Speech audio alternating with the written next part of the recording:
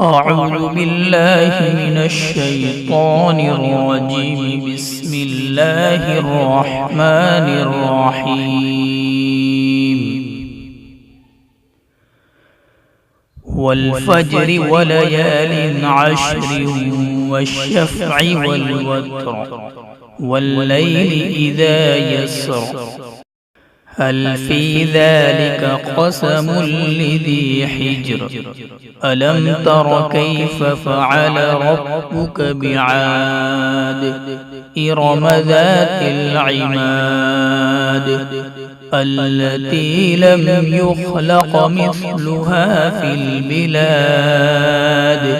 وثمود الذين جابوا الصخر بالواد وفرعون ذي الأوتاد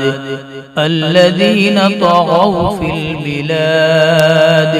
فأكثروا فيها الفساد فصب عليهم ربك سوط عذاب إن ربك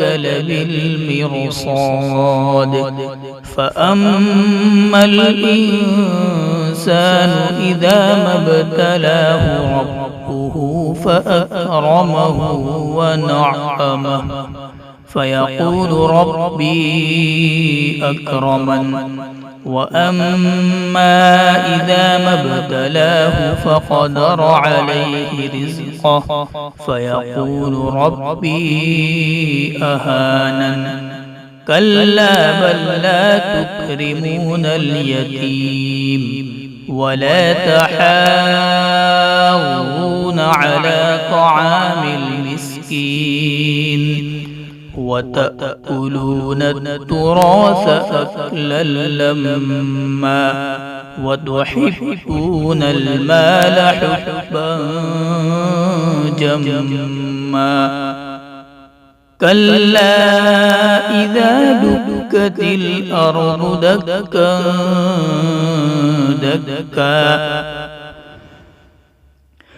وجاء ربك والملك صفا صفا وجيء يومئذ بجهنم يومئذ يتذكر الإنسان وأنى له الذكرى يقول يا ليتني قدمت لحياتي فيومئذ لا يعذب عذابه أحد ولا يوثق وثاقه أحد يا أيتها النفس المطمئنة ارجعي إلى ربك راضية مرضية